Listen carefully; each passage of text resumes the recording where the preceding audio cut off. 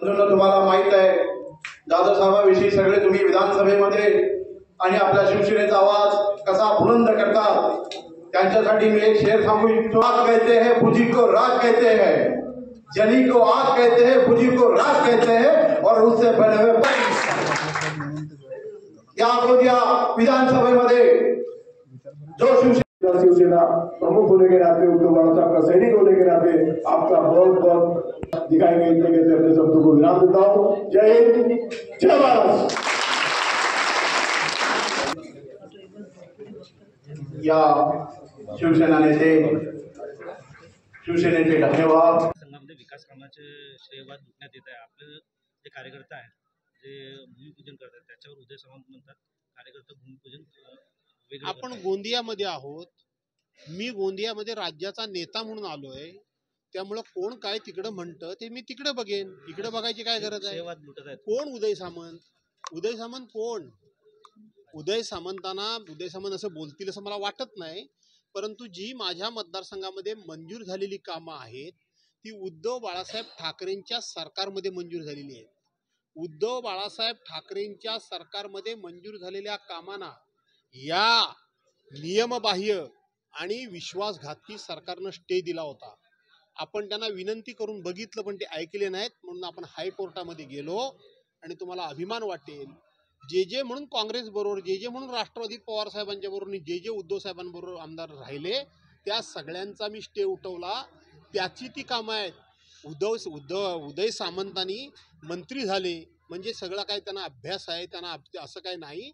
त्यांनी बोलताना ते जर असं बोलले असतील तर मी त्याचा समाचार घेईनच, सोडणार नाही, पण त्यांनी तुम्ही म्हणता म्हणून मी काय ऐकलेलं नाही, ते अभ्यास करून बोलावं एवढाच मी त्यांना सल्ला देईन। मराठ्याला आरक्षण दिलं पाहिजे, सरकारनं आपला शब्द पाळावा असे जगदे पाटील म्हणतात, त्यावर बच्चू कडू म्हणतात त्यांनी शब्द पाळला नाही तर मी पण त्यांच्यासोबत आंदोलनावर उतरणार। 100% बरोबर आहे। शेवटी परवांच्या दिवशी मराठा समाजावरच्या आरक्षणासंदर्भात जी चर्चा झाली त्या संदर्भामध्ये मी माझी भूमिका आणि माझ्या उद्धव बाळासाहेब ठाकरे पक्षाची भूमिका ही स्पष्टपणे मांडलेली आहे।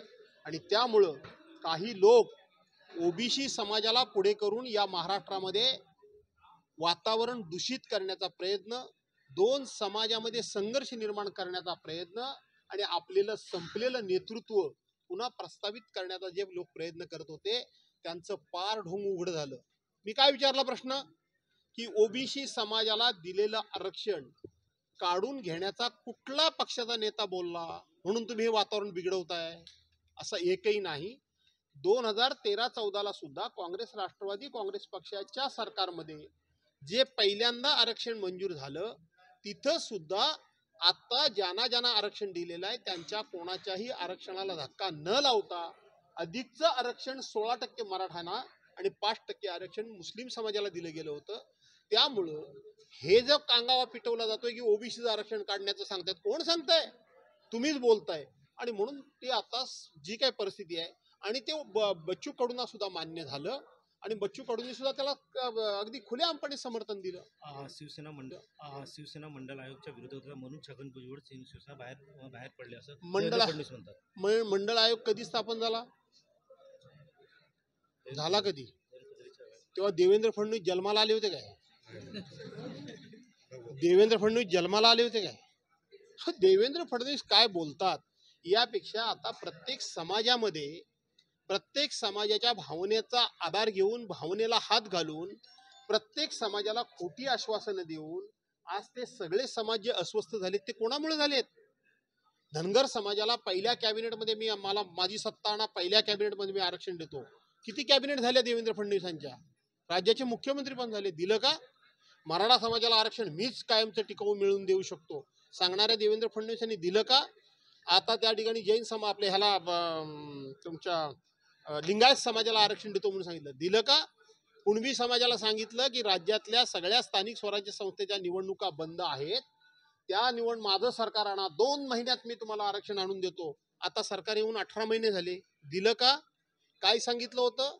2019च्या पूर्वी माझं सरकार 2014 पूर्वी माझं महाराष्ट्र सरकार आणा, माझं सरकार जर तुम्ही आणलं तर मी वेगळा विदर्भ करून दाखवीन, नाहीतर मी लग्नच करणार नाही, असे देवेंद्र फडणवीस बोलले ना। ते अजून बिचारे अविवाहित आहेत।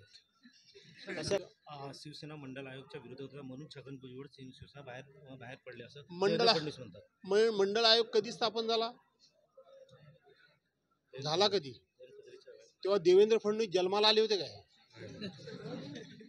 देवेंद्र फडणवीस जन्माला आले होते काय? देवेंद्र फडणवीस काय बोलतात यापेक्षा आता प्रत्येक समाजाच्या भावनेचा आधार घेऊन, भावनेला हात घालून, प्रत्येक समाजाला खोटी आश्वासनं देऊन आज ते सगळे समाज जे अस्वस्थ झालेत ते कोणामुळे झालेत? धनगर समाजाला पहिल्या कॅबिनेटमध्ये माझी सत्ता आणा, पहिल्या कॅबिनेटमध्ये मी आरक्षण देतो. किती कॅबिनेट झाल्या देवेंद्र फडणवीसांच्या? राज्याचे मुख्यमंत्री पण झाले. दिलं का? मराठा समाजाला आरक्षण मीच कायमचं टिकाऊ मिळवून देऊ शकतो सांगणाऱ्या देवेंद्र फडणवीसांनी दिलं का? आता त्या ठिकाणी जैन समाज आपल्या ह्याला तुमच्या लिंगायत समाजाला आरक्षण देतो म्हणून सांगितलं. दिलं का? कुणबी समाजाला सांगितलं की राज्यातल्या सगळ्या स्थानिक स्वराज्य संस्थेच्या निवडणुका बंद आहेत, त्या माझं सरकार आणा, 2 महिन्यात मी तुम्हाला आरक्षण आणून देतो. आता सरकार येऊन 18 महिने झाले. दिलं का? काय सांगितलं होतं? 2019च्या पूर्वी माझं सरकार 2014 पूर्वी माझं महाराष्ट्र सरकार आणा, माझं सरकार जर तुम्ही आणलं तर मी वेगळा विदर्भ करून दाखवीन, नाहीतर मी लग्नच करणार नाही, असे देवेंद्र फडणवीस बोलले ना. ते अजून बिचारे अविवाहित आहेत.